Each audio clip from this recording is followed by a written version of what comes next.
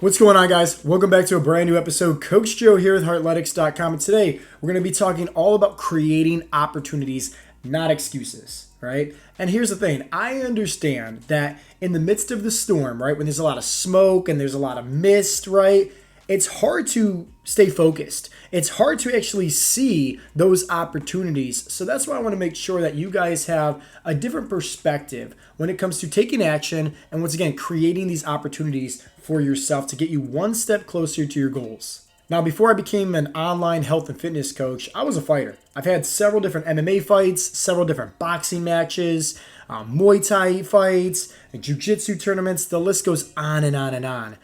But I feel like I should share with you guys one specific fight in particular that has everything to do with today's message about creating opportunities. So, flashback to my last amateur MMA fight. The person that I was fighting, he was undefeated. You know, I think his record was maybe 7-0 or maybe 8-0. I don't remember off the top of my head. And I couldn't find a lot of footage on this person in terms of like what they're good at. So I didn't know if they were a jiu-jitsu guy. I didn't know if they were a kickboxer. I didn't know if they were a wrestler. All I knew was the guy was undefeated, you know? So we were the main event. I remember walking out to the ring. He walks out before me, right? Him and his crew, right? Cornerman, everybody. So I see him walking out, and he's wearing a gi, okay? And he has a black belt on his gi.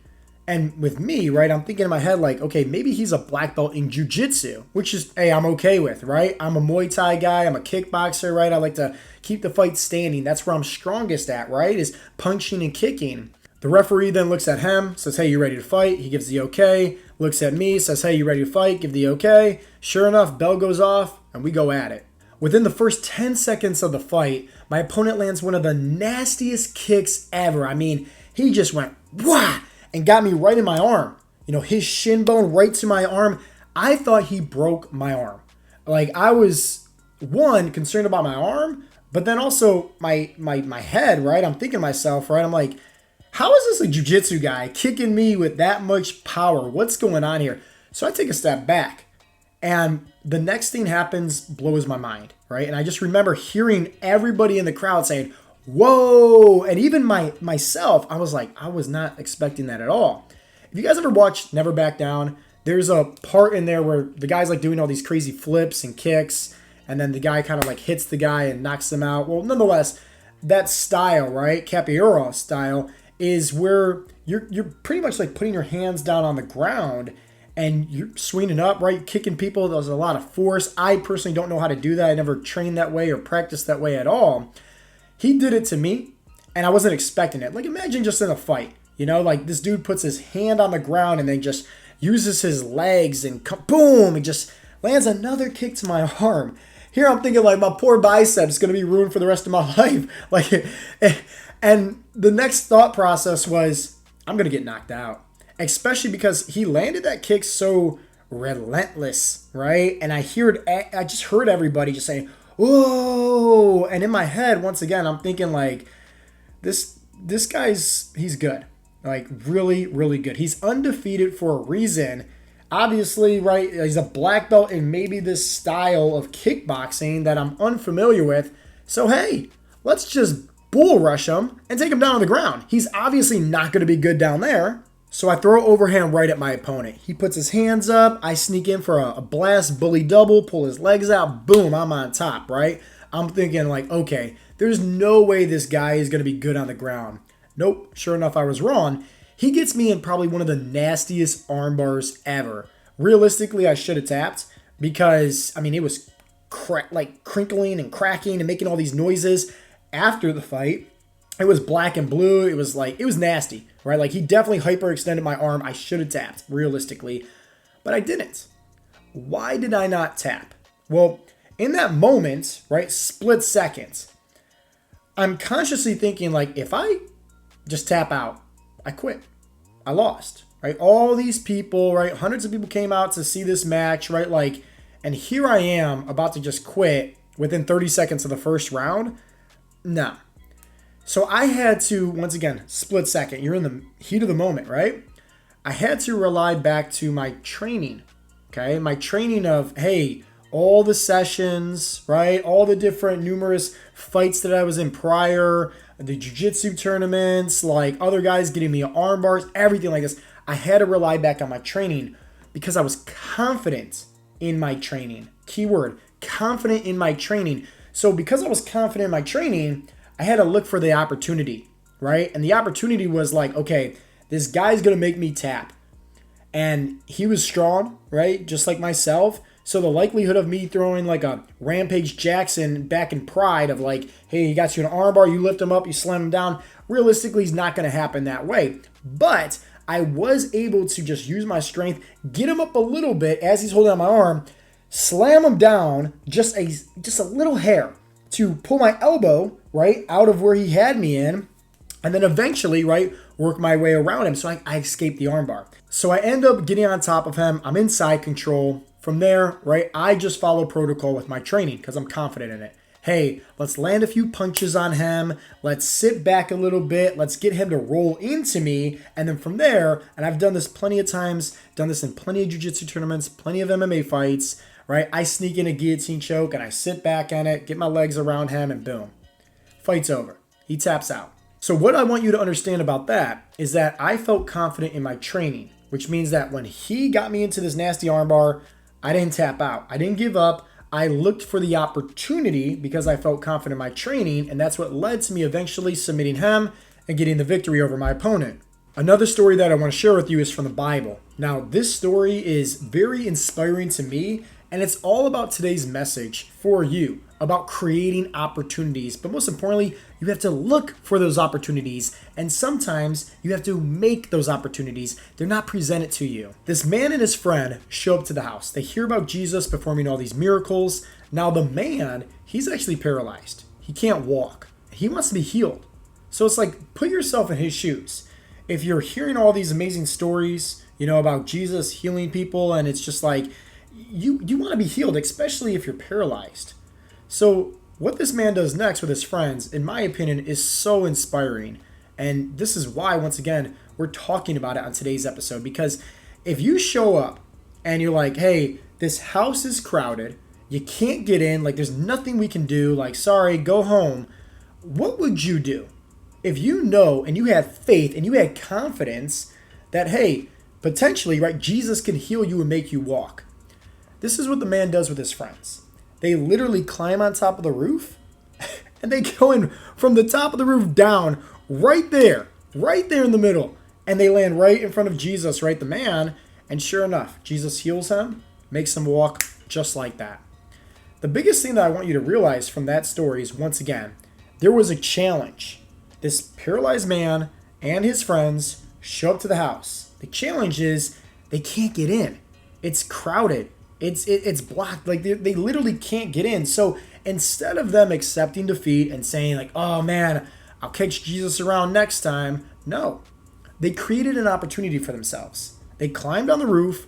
They, lowered their friend who was paralyzed down. And guess what? Jesus healed them.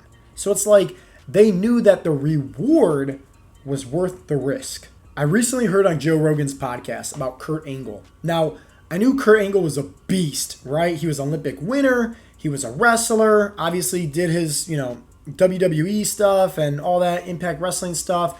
But the dude was just a stud. What I did not know was that when Kurt Angle won the 1996 Olympics, he had a broken neck. So 6 weeks prior into the first week of the Olympic trials, Kurt Angle shared with Joe Rogan on his podcast that he was thrown and kind of slammed on his head. And he didn't know anything was really wrong with him until he kind of realized like his arms and his hands was kind of like tingling, kind of like numb. And so he went to the doctor the next day. They did an MRI. The doctor told him that he had 4 broken vertebrae and 2 broken discs. And like, it's like, dude, that's a broken neck.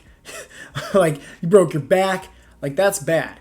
And he didn't want to accept that as defeat. So what does Kurt Angle do? Well, hey, I'm going to go to another doctor. I'm going to get a second opinion, right, which is only fair.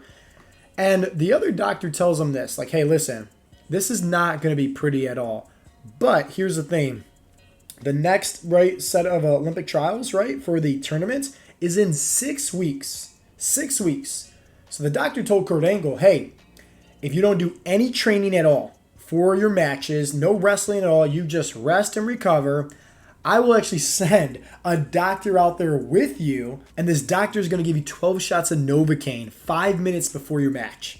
And he basically said, like, listen, during the match, you're not going to feel anything at all. But after the match, you're going to be in the worst pain of your life. Kurt Angle, right? He says, okay, let's go. Let's do it. So that's what he does. And sure enough, he wins the 1996 gold medal, right, for the Olympics with a broken neck. Once again, though, what are we talking about in today's message? Creating an opportunity. Kurt Angle, he had a broken neck. He had a challenge right there. He had every right to say, maybe this isn't the best idea, to wrestle for the gold medal, right, for the Olympics. Maybe I should just stop. But no, he looked for an opportunity. He went to another doctor. Obviously, that doctor gave him a solution, and he capitalized on it. He knew that there was a risk. He knew that potentially he could hurt himself even more. He knew that there's going to be a lot of pain and suffering, especially after, right, the matches, after you get the 12 shots of Novocaine in, like, after the match. He's going to feel all that pain. There's going to be a lot of discomfort. But guess what? His eyes was on the prize.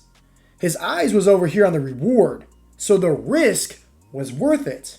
Here's the biggest takeaway from today's message. You have a choice to make. You can either create an excuse or you can create an opportunity. Now, most of the time, people create an excuse rather than create an opportunity, because an opportunity, it's disguised as hard work. An opportunity is blood, sweat, and tears. An opportunity is a challenge, right? An opportunity is an obstacle. But once again, it's understanding the reward is well worth the risk. Here are 3 ways to kind of help you out when it comes to viewing these risks, when it comes to viewing these challenges, to once again help you get over that hump and then start receiving more of that reward. The first thing that you need to do is really assess the risk.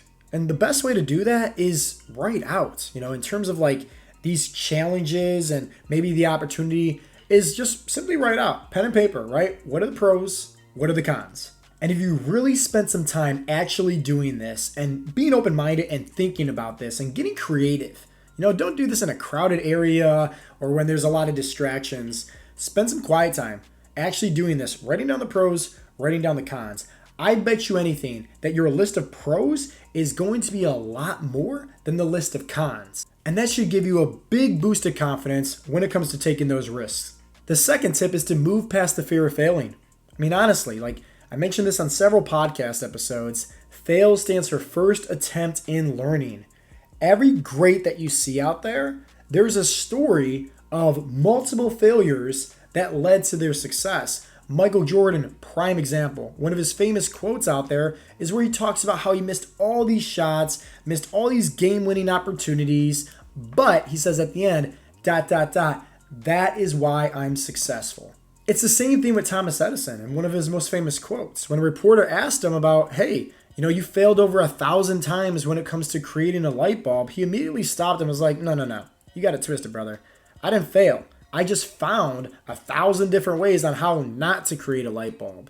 So keep this in mind, right? The story, the words that you were telling yourself, they hold so much truth to you having confidence in you going after your goals and once again, getting past the fear of failing. And the third tip is to make sure that you're always thinking about the upside of change. So remember, you got the risk right here, you have the reward right here. Once you're able to get over that hump and able to claim that reward, right, and receive it, I bet you anything, you're going to look back and you're going to say, that risk was well worth it. There's plenty of times, right, where I don't feel like showing up. There's plenty of times where I don't feel like staying disciplined. There's plenty of times where I don't have the motivation. There's also plenty of times where I don't have the confidence. But guess what? I'm reminded about the reward. I'm reminded about the goal. I'm not obsessed about it. I just know the upside of the change. One of my favorite quotes is, successful people do what they have to do whether they feel like it or not. And especially during those times when you don't feel like showing up, it's great to view things from, what if I took this risk? What if I created this opportunity? How would my life look if I'm able to get over the hump and able to receive the reward that I'm after? If I'm able to really go after my goals and not throw in the towel and not quit, how would my life be then?